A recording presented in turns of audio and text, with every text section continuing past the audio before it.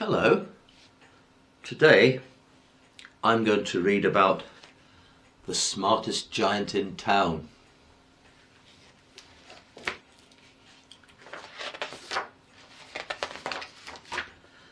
George was a giant, the scruffiest giant in town. He always wore the same pair of old brown sandals and the same old patched up gown. "I wish I wasn't the scruffiest giant in town," he said sadly. But one day George noticed a new shop. It was full of smart clothes, so he bought a smart shirt, a smart pair of trousers, a smart belt, a smart stripy tie, some smart socks with diamonds up the sides, and a pair of smart shiny shoes. "Now I'm the smartest giant in town," he said proudly. George left his old clothes behind in the shop. He was about to go home when he heard a sound. On the pavement stood a giraffe who was sniffing sadly. "What's the matter?" said George. "It's my neck," said the giraffe. "It's so very long and very cold. I wish I had a long warm scarf." "Cheer up," said George, and he took off his stripy tie. "It didn't match my socks anyway," he said, as he wound it round and round the giraffe's neck. It made a wonderful scarf. "Thank you," said the giraffe. As George strode towards home, he sang to himself, "My tie is a scarf for a cold giraffe, but look me up and down. I'm the smartest giant in town." George came to a river. On a boat stood a goat who was bleating loudly. "What's the matter?" said George. "It's my sail," said the goat. "It blew away in a storm. I wish I had a strong new sail for my boat." "Cheer up," said George, and he took off his new white shirt. "It kept coming untucked anyway," he said, as he tied it to the mast of the goat's boat. It made a magnificent sail. "Thank you," said the goat. George strode on singing to himself, "My tie is a scarf for a cold giraffe. My shirt's on a boat as a sail for a goat. But look me up and down. I'm the smartest giant in town."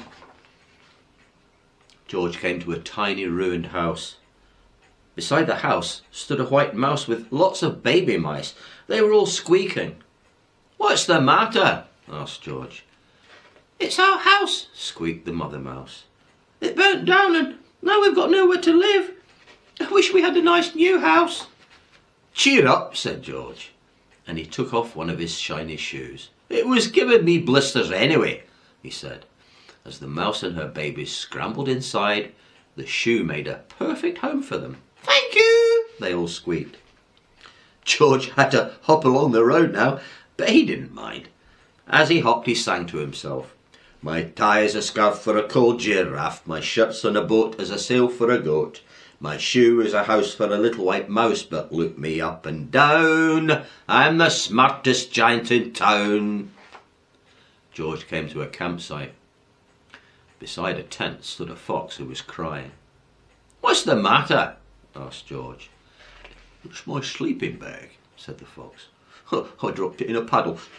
I wish I had a warm, dry sleeping bag, though." "Cheer up," said George, and he took off one of his socks with diamonds up the sides. "It was tickling my toes anyway," he said, as the fox snuggled into it. It made a very fine sleeping bag. "Thank you," said the fox. George hopped on, singing to himself, "My tie is a scarf for a cold giraffe. My shirt's on a boat as a sail for a goat. My shoe is a house for a little white mouse. One of my socks is a bed for a fox. But look me up and down. I'm the smartest giant in town." George came to a big squelchy bog. Beside the bog stood a dog who was howling. "What's the matter?" said George. "It's this bog," said the dog. "I need to get across, but I keep getting stuck in the mud. I wish there was a safe, dry path." "Cheer up," said George. and he took off his smart new belt. "It was squashing my tummy anyway," he said, as he laid it down over the bog. "It made an excellent path." "Thank you," said the dog. The wind started to blow, but George didn't mind. He hopped on singing to himself. "My tie is a scarf for a cold giraffe, my shirt's on a boat is a sail for a goat, my shoe is a house for a little white mouse, one of my socks is a bed for a fox, my belt helped a dog who was crossing a bog, but my trousers are falling down, I'm the coldest giant in town." Suddenly George felt very sad and shivery and not at all smart. He stood on one foot and thought, "I'll have to go back to the shop and buy some more clothes," he decided. He turned round and hopped all the way back to the shop. But when he got there, it was closed. "Oh no!" cried George. He sank down onto the doorstep and a tear ran down his nose. He felt as sad as all the animals he'd met on his way home.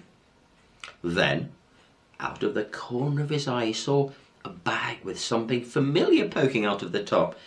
George took a closer look. "My gown!" he yelled. "My dear old gown and sandals!"